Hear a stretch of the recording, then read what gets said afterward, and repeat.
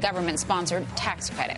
Carol, back to you. All right, Gigi, thanks. Well, staying with housing for a moment. Back in the fall of 2007, our next guest correctly forecast the housing market was headed towards collapse. Reggie Middleton spent years investing in real estate but got out when he saw the crash coming. He now runs and writes a financial blog called boombustblog.com. And a recent article in Crain's New York highlighted Reggie and a few other analysts for getting it right. So you've gotten it right before. You got out early.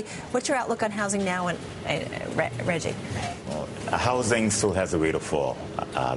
It grew at a parabolic rate, significantly above average for, depending on the area, roughly 6 years, 6 to 7 years, and simply has a significant way to fall.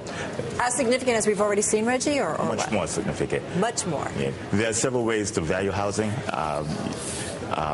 What gave me the indication to leave was the fact that prices were going considerably above where rental value or rental yields or income would support the purchase price. Basically, you would buy a house and the only way to profit from it was to sell it to somebody else for more. I think the historical appreciation rate in New York City is roughly 1 to 3%, and in certain areas you are having 18%, 20% increases annually, which is significant. If you look at the S&P Case-Shiller Index, you can see that we've fallen pretty much to levels and been bouncing around levels that we saw in 2003. What do you think we're looking at from here? Another 20% drop, another 40% drop? Well, it's difficult to gauge how much farther it will drop because there are a lot of variables that come into play. Rental yields, the macro situation, unemployment, income. Practically every variable that you can plug into the equation right now is negative. The macro outlook is quite negative. The employment outlook is negative. Supply versus demand is outrageous, particularly in many of the urban areas. But yeah, I was going to say, you started out buying and renovating properties in Brooklyn. Do you look at mostly the housing market here on the East Coast? Are you looking nationwide? What are you looking at? I look at housing nationwide. I look at real estate globally. I've been looking at real estate in Spain. I called a couple of banks out for excessive NPAs that weren't being reported back in January of 2009, specifically BBVA in Spain and the overbuilding of the coastal areas in Spain.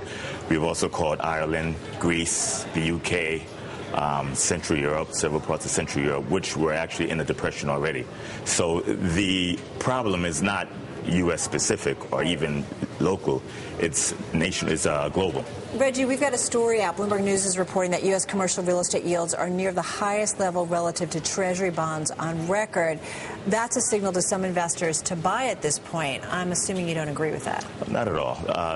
Again, the equation has several variables that you plug in.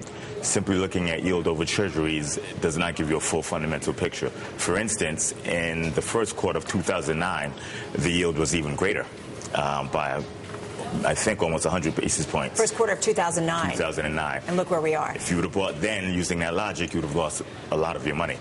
And also, taking a look at yield over Treasuries seems to negate the fact that Treasuries look like they're in a bubble right now. The reason why Treasury yields are so low is because you are buying Treasuries through the government and the central bank to artificially suppress prices. Distorts it. So that, by definition, is unsustainable. So whether it's in a bubble or not, by the time, if you stop buying Treasuries or artificially supporting prices, Treasury yields shoot up. So either the cap rate shoots up or it doesn't, and things look more expensive relative to Treasuries. It's a lose-lose situation, in my opinion, of course. Doesn't sound good. All right. Hey, Reggie, thanks so much for joining us. We've got to have you back on. Very interesting stuff here. Reggie Middleton coming to us. We're going to take a quick break here. We are indeed coming back in 2 minutes' time. Stick around. We're talking about Christina Romer.